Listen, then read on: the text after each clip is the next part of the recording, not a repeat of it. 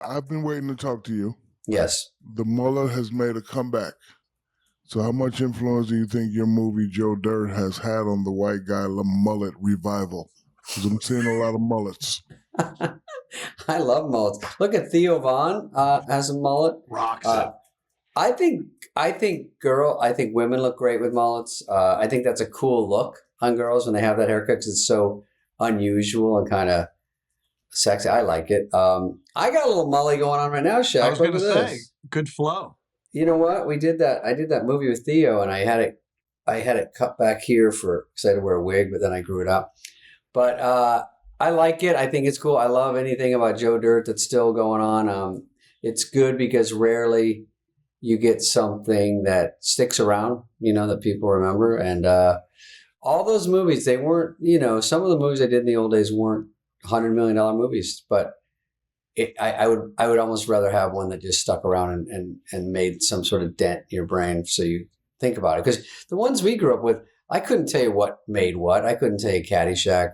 I just remember which ones I just locked on and then always had fun watching a million times with your friends. That's the whole thing about growing up.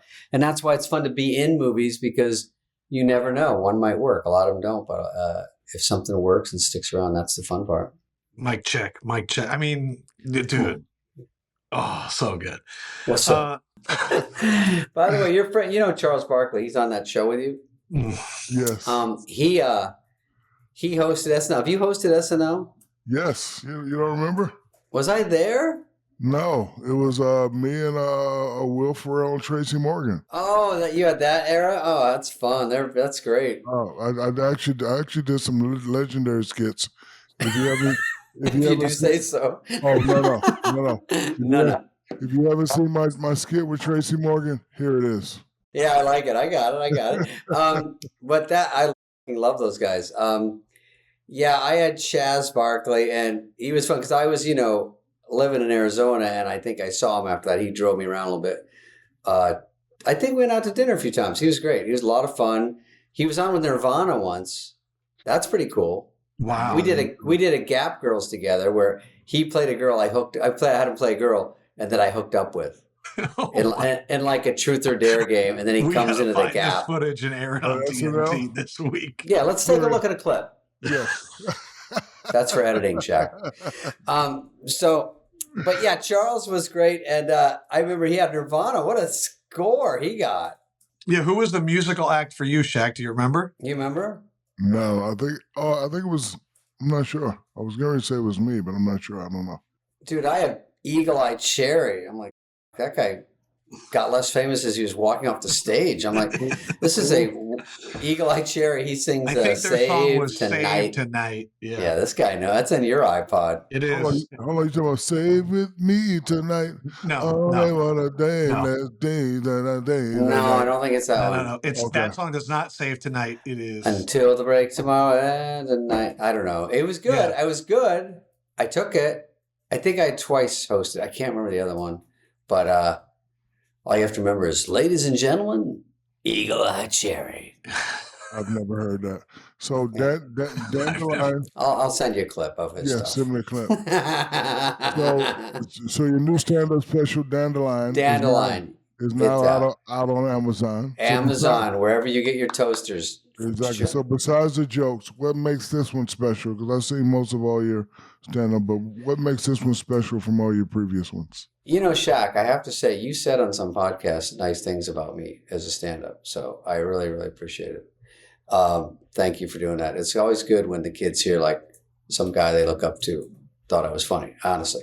So I give you one compliment. Thank you, buddy. And Dandelion, the title comes from, which you didn't ask me this, but I'll tell you, the title comes from, because I almost got in a fight at McDonald's, and I say in the special, I'm a bit of a dandelion, so I really can't get the shit kicked out of me all the time, because I'm up for getting in a fight because of my rage and anger, but I will probably lose. This is the problem.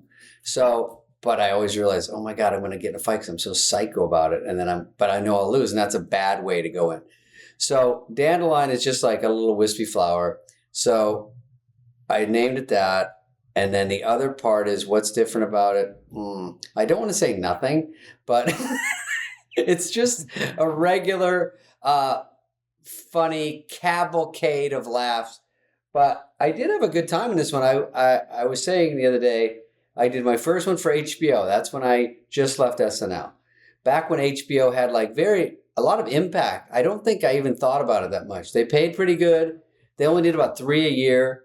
I had seen Eddie Murphy. Obviously, I'd seen the big ones. And there were so few, and there were so few channels. There was network and HBO, basically. And so a lot of people saw that one. I wasn't touring. I mean, this is a new world of touring stand-ups where it's not just clubs where you never hear of. It's like they're coming to your city, like you go to theater, And so when I'm on the road right now, it's like I'm in Iowa at a theater, I'm in Boston or wherever. So that's the fun of it. It's a bigger crowd. And you have to kind of go through the material a little quicker. Like I used to hang with that same hour for 5-7 years because I wasn't doing it. I was on a sitcom. Then I go to Rules of Engagement. Then I'm on there for 5 or 6 years. So I'm not really out. The new world of stand-ups, from your Nate Bargatze's, even to Theo and everybody, or Shane, they make more as a stand-up. It's a full-time job. You don't have to try to get in the movies. You don't have to try to get on a sitcom. It's the reverse. You were doing stand-up to get seen, to get on there, maybe do Letterman or do whatever, and then now, or get on SNL. And now it's like, they can't take that pay cut to go to do a movie or do SNL. They're just crushing out there. And so I'm sort of old school, obviously, and I like the idea of doing movies, and I like the idea of having grown-ups floating out there so people see you. So it's just more than your stand-up. You just want to do different things creatively. And so I did a movie called Bus Boys with Theo we wrote, and it's a small movie, but that'll come out soon. And then great to be with him because I just get that world of stand-up where I see these guys out and then get to know them and go, holy, these guys, there's a lot going on out there in that stand-up world now. He's like the real world Joe Dirt. Like sometimes the things he says, I'm like, that's a Joe Dirt line. I swear to God. Oh my God. Even on set, he's like, when I was in 3rd grade, my teacher was a raccoon. I'm like, I'm sorry, what's going on? And he's like, yeah, I used to live next to an ocelot with no ribs. I'm like, Theo, let's just stick to what we're doing and focus.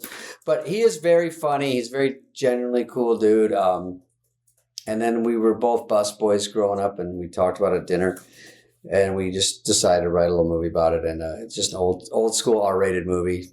I used to hear, like Brett Favre, random example, kind of name dropping, but he goes, we would always pop your movies in on the bus or on the plane. And that's the funnest thing is like, awesome. All these guys are bored. They're just between games, waiting, the same we do on the set. We watch sports, you watch movies. It's kind of funny. This episode is sponsored by Morgan & Morgan Insurance Companies. Profit by holding onto your money for as long as possible. Morgan & Morgan fights hard against these corporations to fight to make sure you get every dollar you deserve. When in court, the insurance companies want jurors to think the at-fault driver is the one paying the verdict amount. Meanwhile, it's really the insurance companies who are covering the costs.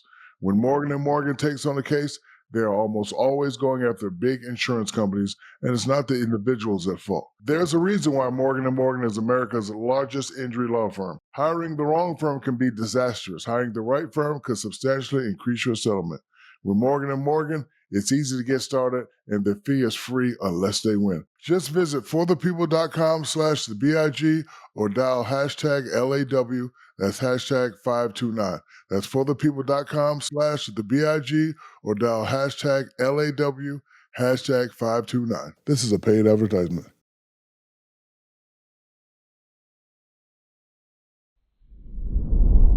Playoff basketball is here, and there's still plenty of game left to be played.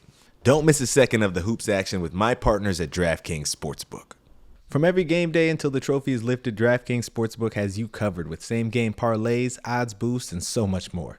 Right now, they're giving all new customers $200 in bonus bets instantly after betting just $5. Don't wait. Download the DraftKings app now and sign up using code BIGPOD. The crown is yours. Stay in on the action and use your $200 in bonus bets on DraftKings same game parlay for a shot at an even bigger payout. Combine multiple bets together for the same game. Love the thrill of live betting?